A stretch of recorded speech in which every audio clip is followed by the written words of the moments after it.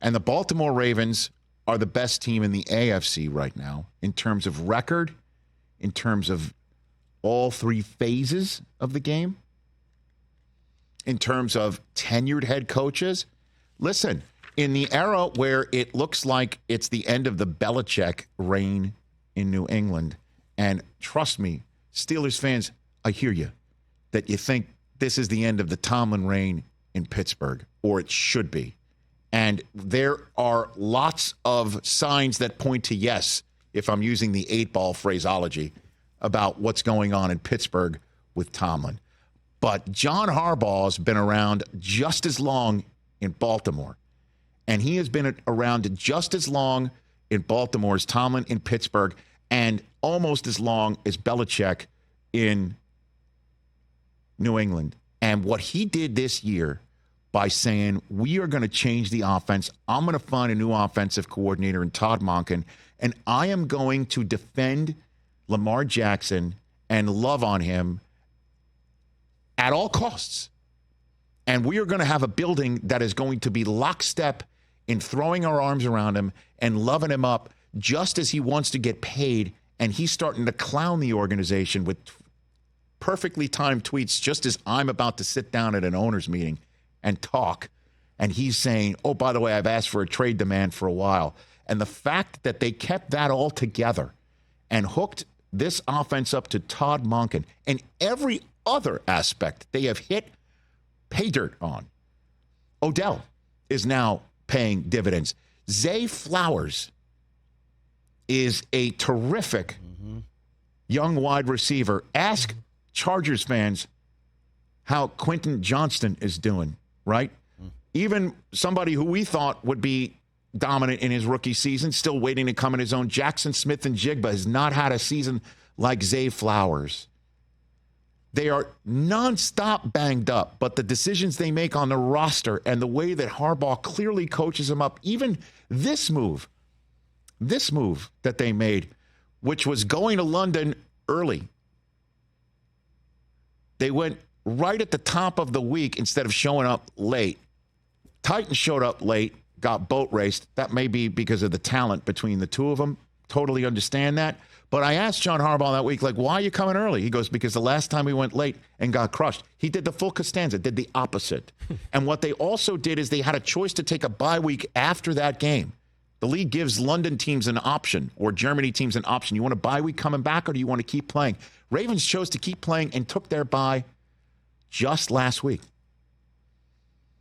Everything is coming up roses for this team.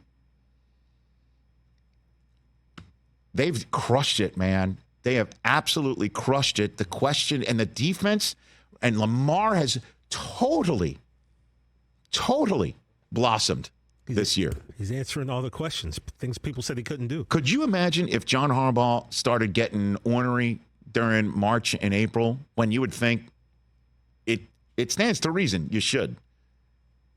Because your quarterback wants more money than Deshaun or whatever the craziness of the time was, right? He said, honestly, find yourself someone in your life in the way that the Ravens love Lamar Jackson. It makes sense, though, because Lamar's really, really, really, really good. But how many coaches and places have somebody like that, and they're like, that's not the way we do it here? Or the way that we've done it here has been good enough. You know, we're getting enough wins to win our division, maybe go far enough. But you're looking at Mahomes, you're like, we've got our own difference maker here. We've got to figure out how to take him to the next level. The offense is totally different. Now, Mark Andrews getting hurt sucks, and this kid, Keaton Mitchell, who they brought up from the practice squad just that week in London, he started to getting yards and chunks, and it looks like he's significantly injured. So fast. Yeah, that was awful. But they still ran up 200 yards of offense, rushing yards against Jacksonville. And, you know, in the same way to say, find yourself somebody who loves you the same way that the Ravens love Lamar Jackson. Find yourself Kyle Hamilton in the draft. Well, we said that on draft day. Dude, he kept dropping. Yeah. This guy's going to end up with Baltimore, isn't he? Rest of the league, you let Kyle Hamilton. Exactly. You let him go to the Ravens. Yeah. It's my favorite shot of the defense of the Ravens, okay, is seeing that defensive line that is stupendous, right? And then you see number 0, Roquan Smith, who is as raven as a linebacker can get, right? Quan. And the Bears took Quan. Pardon me. My bad. They took Quan and stuck him out there, right? In number 0. And he's dominant. But you see somebody who's like a foot taller than everybody else standing behind and walking around and doing crazy-ass things like tackling a running back for a loss or breaking up a pass. Breaking up multiple or passes. stealing you a possession. This kid, Kyle Hamilton. Okay, so now here they come against each other, the Ravens and the Niners, and we'll see what happens.